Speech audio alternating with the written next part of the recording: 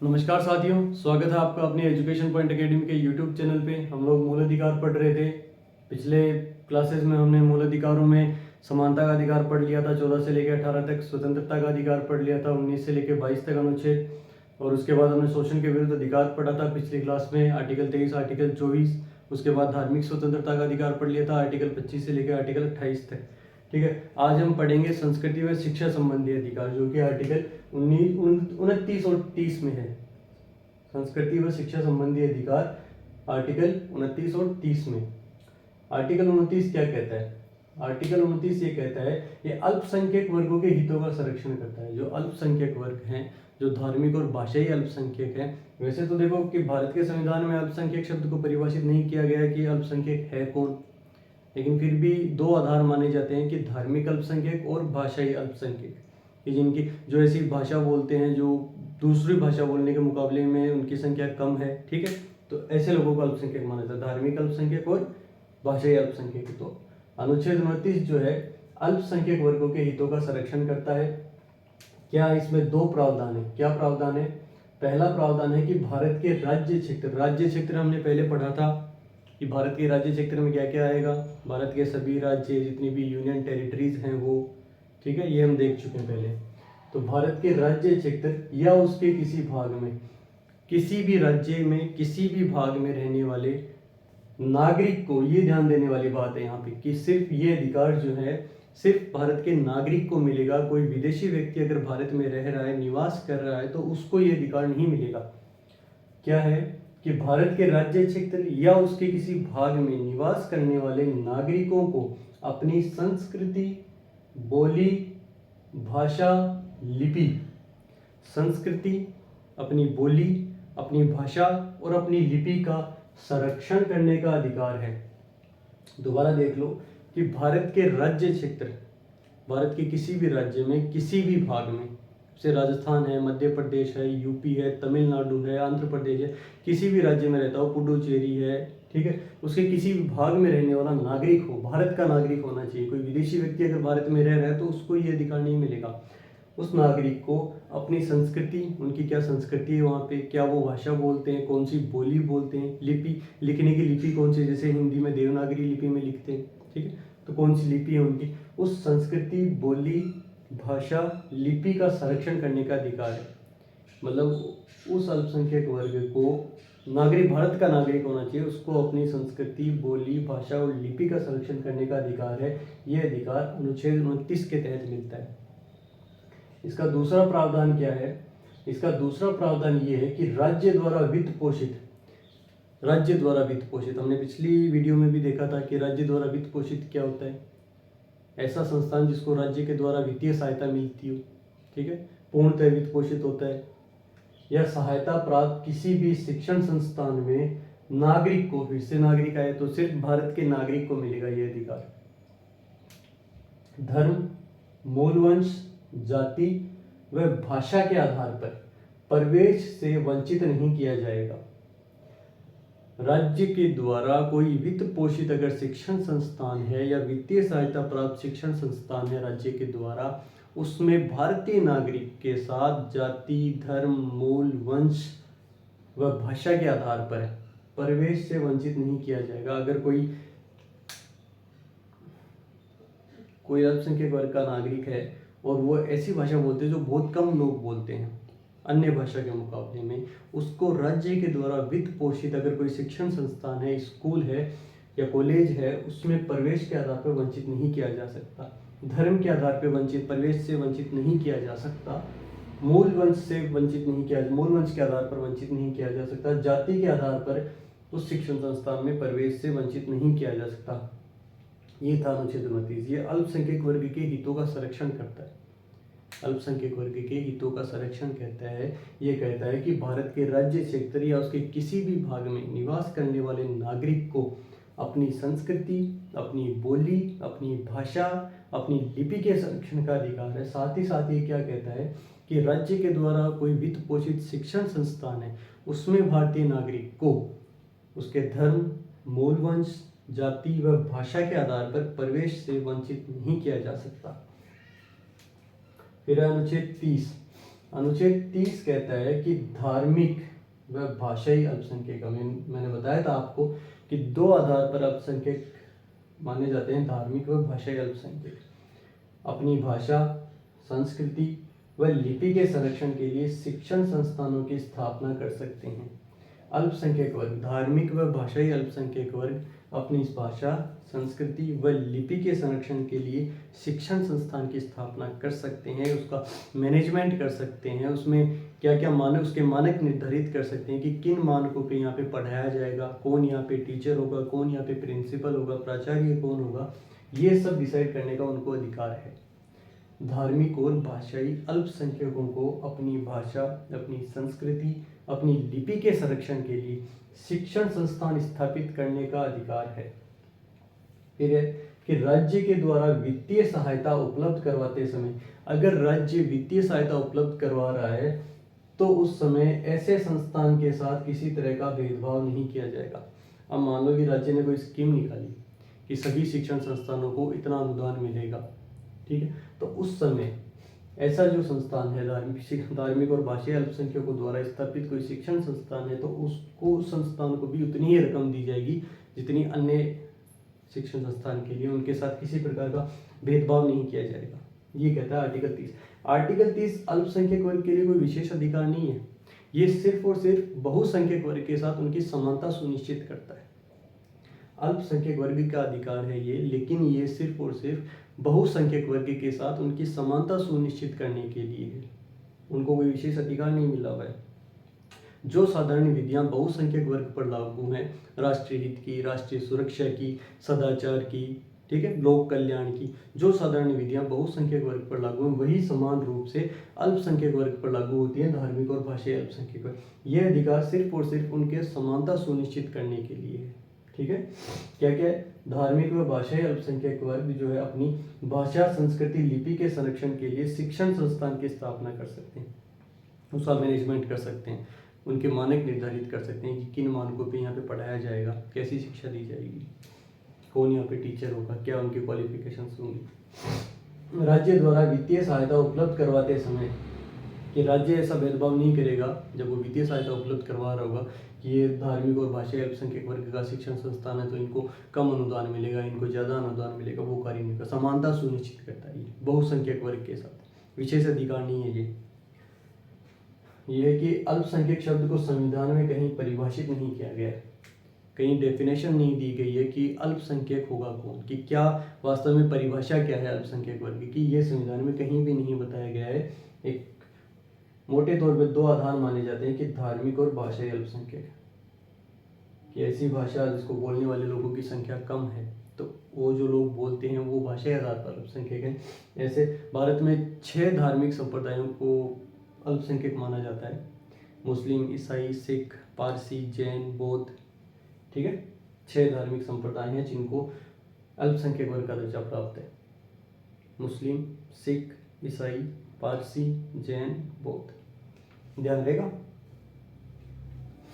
आगे देखो, ये संस्कृति और शिक्षा संबंधी अधिकार थे आर्टिकल 29 और आर्टिकल 30। अब हम देखेंगे अनुच्छेद 31 जो कि संपत्ति का अधिकार है। संपत्ति का अधिकार जब 1949 में संविधान बना था तब ये मूल अधिकार था। मूल अधिकार जो संविधान के भाग 3 में है, जिसको संविधान की रीढ़ कहा जाता है, जिसको हम देख रहे हैं, अभी पढ़ रहे हैं, आर्टिकल 12 से लेकर आर्टिकल 35 तक, तो उसमें अनुच्छेद 31 जो है संपत्ति का अधिकार की बात करता है। तो संपत्ति का अधिकार जब संविधान निर्माण हुआ, जब संविधान लागू हुआ, उस समय ये मूल अधिकार था। लेकिन कालांतर में 44वें संविधान संशोधन जो कि 1978 में किया गया था, उसके द्वारा 44वें संविधान संशोधन जो कि 1978 में किया गया था, उसके द्वारा इसे मूल अधिकारों से हटा दिया गया तथा अनुच्छेद 300A भाग 12 में रखा गया। हमने संविधान के भाग पढ़े थे, 22 भाग है संविधान में, इसमें भाग 12 जो है कि राज्य और केंद्र के संबंध के बारे में बात करता है। भाग 12 ध्यान है या नहीं है? पिछली क्लासेस देख रहे हो या नहीं देख रहे हो, या भूल गए उनको?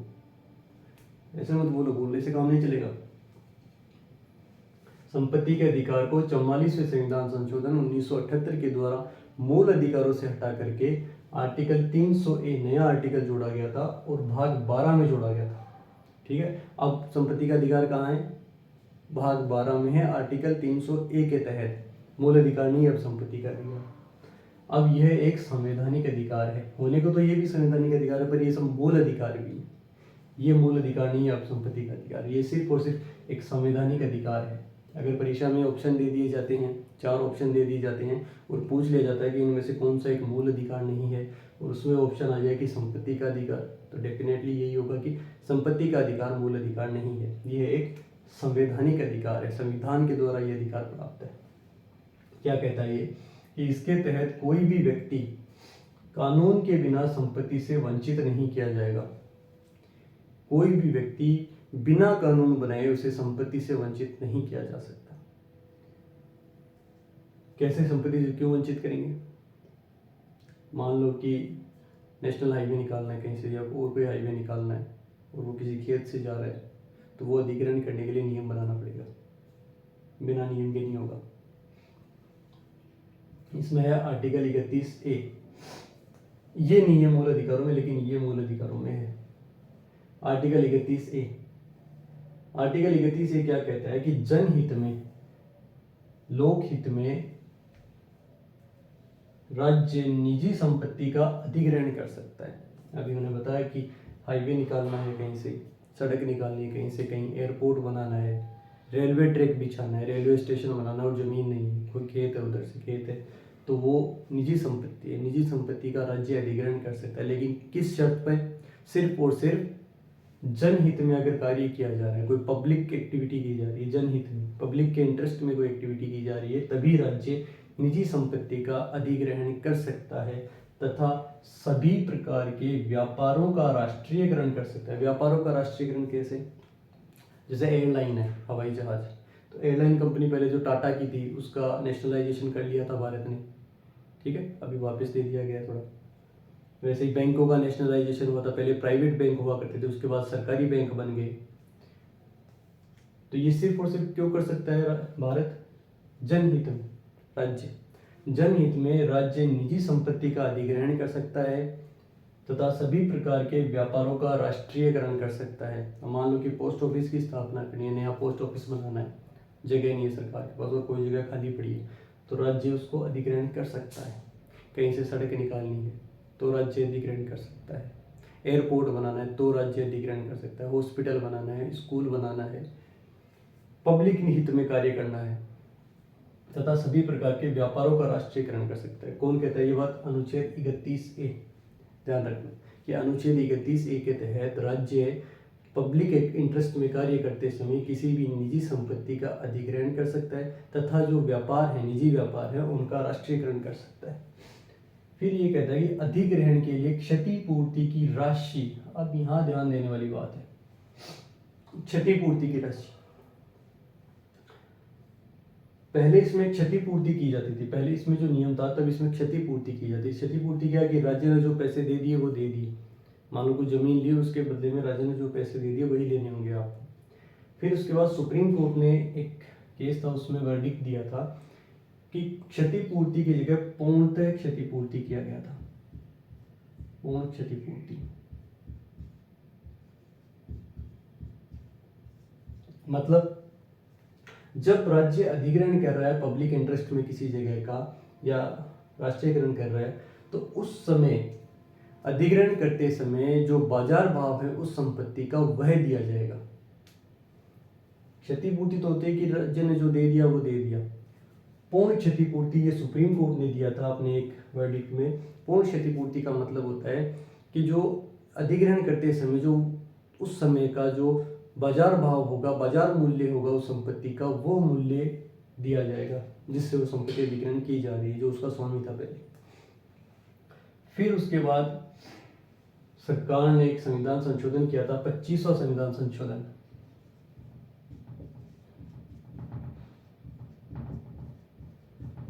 संविधान संशोधन किया 1971 में। 1971 में 25वां संविधान संशोधन किया, तो उसमें राशि शब्द जोड़ दिया गया था, राशि। और राशि के साथ क्या किया कि इसको न्यायालय में चुनौती नहीं दी जाएगी। कि सरकार ने जो राशि दे दी आपको, उसको आप न्यायालय में चुनौती नहीं दे सकते। ठीक है, तो ये आर्टिकल 31A कहता है। 31A कहता है, फिर से देखो, ध्यान से देखो इसको, कि जनहित में राज्य निजी संपत्ति का अधिग्रहण कर सकता है, कि पब्लिक इंटरेस्ट में कार्य करते समय राज्य जो है वो किसी भी संपत्ति का अधिग्रहण कर सकता है, तथा कोई व्यापार है, कोई भी व्यापार है, उसका राष्ट्रीयकरण भी कर सकता है, नेशनलाइजेशन कर सकता है। फिर ये कहता है कि अधिग्रहण के लिए क्षतिपूर्ति की राशि, क्षतिपूर्ति के लिए जो अमाउंट दी जाएगी, राशि दी जाएगी, उसे न्यायालय में चुनौती नहीं दी जा सकती, किसी भी न्यायालय में उसको चुनौती नहीं दी जा सकती। ये कहता है आर्टिकल 31A। ध्यान रहेगा ये। फिर है आर्टिकल 31B। आर्टिकल 31B कहता है कि जिन अधिनियमों को 9वीं अनुसूची, पिछली वीडियोस में, पिछली क्लासेस में हमने देखा था कि पहले संविधान संशोधन के द्वारा 9वीं अनुसूची जोड़ी गई थी संविधान में, और अभी कुछ दिन पहले आरएस का एग्जाम हुआ है, आरएस प्रीलिम्स 2023 का, उसमें भी पूछा गया था कि किस संविधान के तहत 9वीं अनुसूची थी। ठीक है, ये आया था क्वेश्चन। आर्टिकल 31B कहता है कि जिन अधिनियमों को 9वीं अनुसूची में रखा गया है, उनका न्यायिक पुनरावलोकन नहीं किया जा सकता, उनका जुडिशियल रिव्यू नहीं किया जा सकता, न्यायिक समीक्षा नहीं की जा सकती। आर्टिकल 31B कहता है कि जिन अधिनियमों को 9वीं अनुसूची में रखा गया है, 9th शेड्यूल में रखा गया है, उनका न्यायिक पुनरावलोकन नहीं किया जा सकता। जबकि हम पहले देख चुके हैं कि कोहिलोवाद 2007 में ये फैसला दिया था सुप्रीम कोर्ट ने कि 24 अप्रैल 1973, 24 अप्रैल 1973 क्यों? 24 अप्रैल 1973 जो है केशवानंद भारती केस का फैसला आया था, 7-6 के बहुमत से आया था। 13 जजों की बेंच थी, संवैधानिक बेंच थी। आज तक किसी भी मामले में 13 जजों की बेंच नहीं बैठी है। तो उसमें यह फैसला था कि 24 अप्रैल 1973 के बाद कोहिलोवाद में 2007 में कि 24 अप्रैल 1973 के बाद कोई भी विषय जो 9वीं अनुसूची में जोड़ा गया है, उसका जुडिशियल रिव्यू किया जा सकता है। लेकिन ये कहता था तब कि जिन अधिनियमों को 9वीं अनुसूची में रखा गया है, उनका न्यायिक पुनरावलोकन नहीं किया जा सकता, लेकिन अब किया जा सकता है। ये सिर्फ इस आर्टिकल की बात है। ठीक है, फिर अनुच्छेद 31C। अनुच्छेद 31C क्या बोलता है कि अनुच्छेद 39B और अनुच्छेद 39C के उद्देश्यों, अनुच्छेद 39B और C ये DPSP हैं, directive principles of state policy, राज्य के नीति निर्देशक तत्व। ये कहता है कि राज्य के नीति निर्देशक तत्व कौन से तत्व? 39B और 39C के तहत जो हम आगे पढ़ेंगे, जब हम मौलिक अधिकार हमारा समाप्त हो जाएगा, उसके बाद हम DPSP पढ़ेंगे, राज्य के नीति निर्देशक तत्व, जो कि भाग 4 में है, आर्टिकल 36 से 51 तक। ठीक है, तो अनुच्छेद 39B और 39C के उद्देश्यों को प्राप्त करने के लिए बनाया गया कानून यदि आर्टिकल 14, 19 और 31 के मूल अधिकारों का उल्लंघन करता है, तो उसे असंवैधानिक घोषित नहीं किया जा सकता। मूल अधिकार क्या है? मूल अधिकार ये है कि इनको कोई छीन नहीं सकता, राज्य भी नहीं छीन सकता। तो इसलिए आर्टिकल 31C, राज्य के नीति निर्देशक तत्व, मतलब कि राज्य को जनहित में ये कार्य करने होंगे, ये राज्य के ऊपर लागू होते हैं। तो अगर इनके तहत राज्य कोई नियम बनाता है, कोई कानून बनाता है, और वो आर्टिकल 14 के तहत समता के अधिकार का, विधि के समक्ष समान, विधि के समक्ष समानता है, विधि का समान संरक्षण है आर्टिकल 14 में। आर्टिकल 19 वाक विचार अभिव्यक्ति की स्वतंत्रता है। आर्टिकल 31 जो हम पढ़ रहे हैं के मूल अधिकारों का उल्लंघन करता है, तो उसे असंवैधानिक घोषित नहीं किया जाएगा। फिर है कि इस प्रकार की विधि को न्यायालय में चुनौती नहीं दी जा सकती, कि अगर ऐसी कोई विधि बनाई गई है जो आर्टिकल 39B और आर्टिकल 39C को लागू करने के लिए आर्टिकल 14, 19 और 31 के मूल अधिकारों का उल्लंघन करती है, तो उसको न्यायालय में चुनौती नहीं दी जा सकती। यह आर्टिकल 31C कहता है। लेकिन केशवानंद भारती केस में इसको हटा दिया गया था। केशवानंद भारती केस 1973 में सुप्रीम कोर्ट के फैसले में इस चीज़ को हटा दिया गया था कि इसको न्यायालय में चुनौती दी जा सकती। और ये बहस चलती रहती है कि मूल अधिकार प्रभावी होंगे या DPSP प्रभावी होंगे। तो बाद में सुप्रीम कोर्ट का फैसला भी आया था, आगे पढ़ेंगे हम। ठीक है, जब हम DPSP पढ़ेंगे तो विस्तार से पढ़ेंगे हम इसको। देख लिया आपने, ये आर्टिकल 31 संपत्ति का अधिकार है। 44वें संविधान संशोधन के द्वारा 1978 में इसको मूल अधिकारों से हटा करके आर्टिकल 300A में जोड़ दिया गया था, भाग 12 में। अभी एक संवैधानिक अधिकार है, मूल अधिकार नहीं है। आर्टिकल 31A कि जनहित में राज्य निधि संपत्ति का अधिग्रहण कर सकता है, सभी प्रकार के व्यापारों का राष्ट्रीयकरण कर सकता है। ठीक है, अधिग्रहण के लिए क्षतिपूर्ति की राशि प्रदान की जाएगी और उसको न्यायालय में चुनौती नहीं दी जा सकती। आर्टिकल 31B के 9वीं अनुसूची में जिन विषयों को रखा गया उनका न्यायिक पुनरावलोकन नहीं होगा। आर्टिकल 31C हम देख चुके हैं। संस्कृति और शिक्षा संबंधी अधिकार हमने देख लिया था कि आर्टिकल 29 और आर्टिकल 30 है। अल्पसंख्यक वर्गों की बात की गई, अल्पसंख्यक वर्ग के हितों का संरक्षण की गई, उनको बहुसंख्यक वर्ग के साथ समानता सुनिश्चित करने के लिए आर्टिकल 30 है। कोई विशेषाधिकार नहीं है उनको, ठीक है। जो भी साधारण विधियाँ होती है वो अल्पसंख्यक के ऊपर लागू होगी, धार्मिक और भाषाई अल्पसंख्यकों को कपड़े, तो ये ध्यान रखना, ठीक है। अगली क्लास में हम देखेंगे आर्टिकल 32 संवैधानिक उपचारों का अधिकार। उसमें 5 प्रकार की रीट हैं, कौन कौन सी रीट हैं वो हम देखेंगे, कब कब उनको लगाया जा सकता है, तो वो हम अगली क्लास में करेंगे। तब तक के लिए वीडियो को लाइक करें, शेयर करें, सब्सक्राइब करें। धन्यवाद।